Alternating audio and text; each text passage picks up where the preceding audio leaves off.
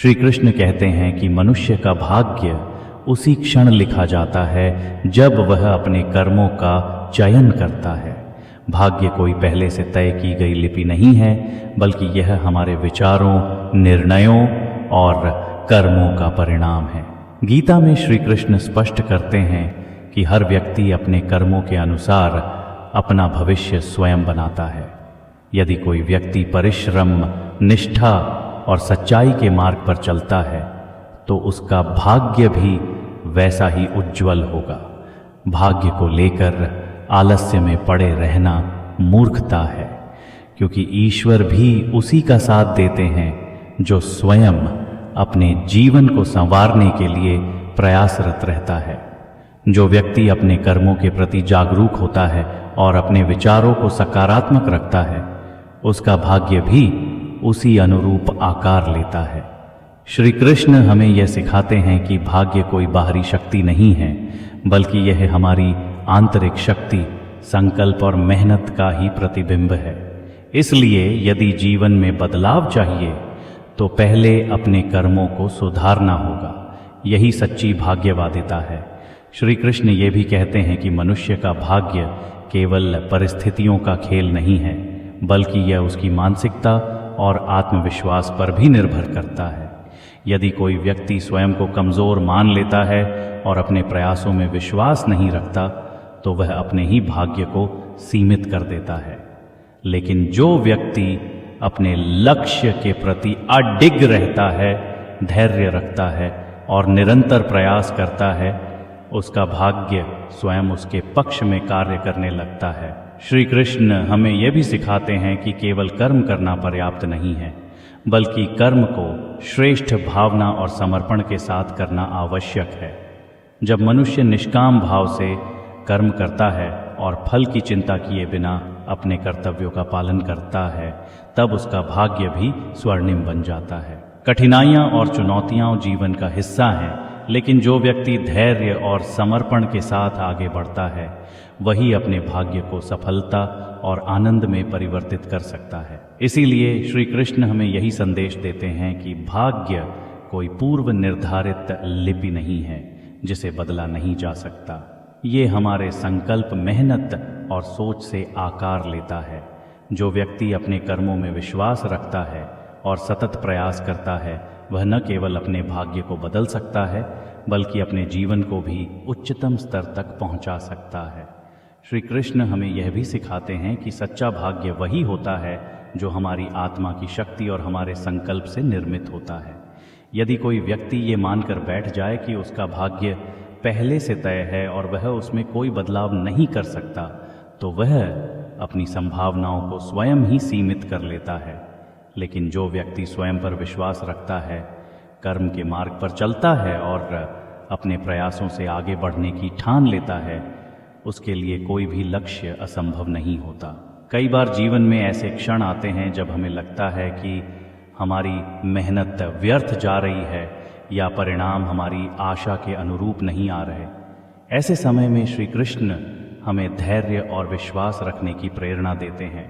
वह कहते हैं कि कर्म कभी व्यर्थ नहीं जाता, हर प्रयास का परिणाम अवश्य मिलता है, बस समय के प्रवाह में हमें धैर्य रखना होता है। जो व्यक्ति परिस्थितियों से हार मानकर रुक जाता है, वह अपने भाग्य को वहीं रोक देता है, लेकिन जो निरंतर प्रयास करता रहता है, उसका भाग्य भी निरंतर श्रेष्ठता की ओर बढ़ता रहता है।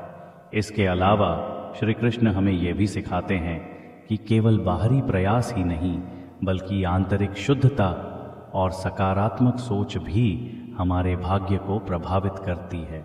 नकारात्मक विचार, संदेह और डर हमारे कर्मों को कमज़ोर कर सकते हैं, जबकि आत्मविश्वास, प्रेम और समर्पण हमारे कर्मों को एक नई ऊंचाई पर ले जा सकते हैं।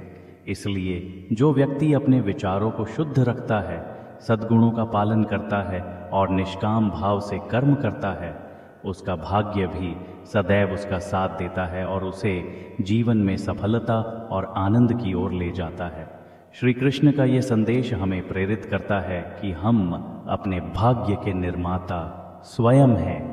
हमें अपने कर्मों पर विश्वास रखना चाहिए, कठिनाइयों से घबराने के बजाय उनसे सीखना चाहिए और सच्चे समर्पण के साथ अपने लक्ष्य की ओर बढ़ते रहना चाहिए। जब हम अपने जीवन को सही दिशा में लेकर चलते हैं तो भाग्य भी हमारे साथ चलता है और हमें अनंत संभावनाओं से भर देता है। श्री कृष्ण कहते हैं कि मनुष्य का भाग्य उसकी सोच, कर्म और संकल्प की शक्ति से निर्मित होता है। यदि व्यक्ति अपने जीवन को निष्क्रियता और आलस्य में व्यतीत करता है तो उसका भाग्य भी उसी अनुरूप बनता है। लेकिन यदि वह अपने भीतर अटूट विश्वास और कर्मठता विकसित करता है तो परिस्थितियां चाहे कितनी भी विपरीत क्यों न हो, भाग्य भी उसका साथ देने लगता है। जीवन में जो भी बदलाव लाना है वह बाहरी दुनिया में नहीं बल्कि अपने भीतर लाने की आवश्यकता होती है। जब व्यक्ति अपनी सोच को ऊंचाइयों तक ले जाता है और अपने कार्यों को समर्पण के साथ करता है तो उसका भाग्य भी सफलता और समृद्धि की ओर बढ़ता है। श्री कृष्ण हमें यह भी सिखाते हैं कि भाग्य कोई जड़ शक्ति नहीं है जो हमें बांध कर रखती है, बल्कि यह है हमारी आंतरिक ऊर्जा और हमारे प्रयासों का प्रतिबिंब है। कई लोग अपनी असफलताओं के लिए भाग्य को दोष देते हैं, लेकिन वे यह भूल जाते हैं कि भाग्य का निर्माण उनके द्वारा किए गए कर्मों से ही होता है। यदि कोई व्यक्ति सच्ची लगन, धैर्य और ईमानदारी से अपने लक्ष्य की ओर बढ़ता है तो भाग्य भी उसी के अनुसार आकार लेता है। जब मनुष्य अपने प्रयासों को पूरी निष्ठा और समर्पण के साथ करता है तो ईश्वर भी उसका मार्ग प्रशस्त करते हैं और उसे सफलता के शिखर तक पहुंचाते हैं। इसके अलावा श्री कृष्ण हमें यह संदेश भी देते हैं कि भाग्य को बदलने की कुंजी आत्मज्ञान और आत्मविश्वास में निहित है।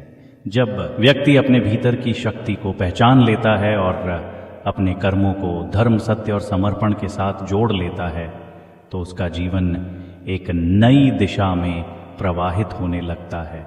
बाधाएं और कठिनाइयां जीवन में आती हैं, लेकिन जो व्यक्ति हर परिस्थिति में अपने संकल्प को दृढ़ रखता है वही अपने भाग्य को अपने पक्ष में मोड़ सकता है।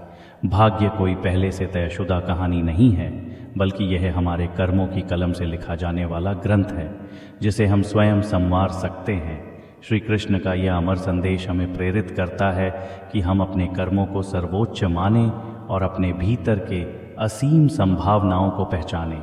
जब हम अपने प्रयासों में ईमानदारी, निष्ठा और धैर्य रखते हैं तो भाग्य भी हमारे अनुरूप ढल जाता है।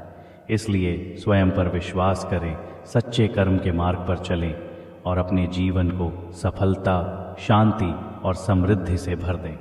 श्री कृष्ण हमें सिखाते हैं कि मनुष्य का भाग्य उसके कर्मों से बनता है और जो अपने कर्मों में विश्वास रखता है वही अपने जीवन को नई ऊंचाइयों तक ले जा सकता है। इस बात को एक प्रेरणादायक कथा से समझा जा सकता है। एक समय की बात है, एक निर्धन किसान अपने भाग्य को कोसता रहता था। वह दिन रात यही सोचता कि उसका जीवन इतना कठिन क्यों है, जबकि कुछ लोग जन्म से ही संपन्न होते हैं।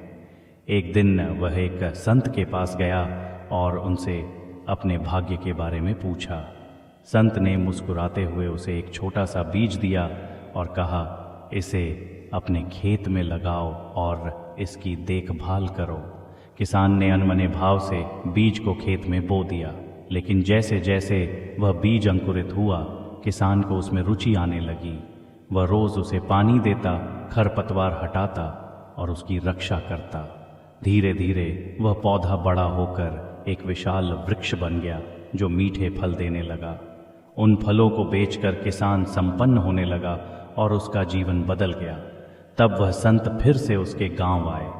किसान ने उनका आभार प्रकट किया और कहा, गुरुदेव, यह सब आपके दिए हुए बीज की कृपा से हुआ। संत मुस्कुराए और बोले, नहीं वत्स, यह तुम्हारे कर्मों की शक्ति थी। यदि तुमने बीज बोने के बाद उसकी देखभाल न की होती तो वह कभी वृक्ष नहीं बनता। इसी प्रकार भाग्य भी कोई पहले से लिखा हुआ दस्तावेज नहीं है, बल्कि यह हमारे कर्मों का प्रतिफल है।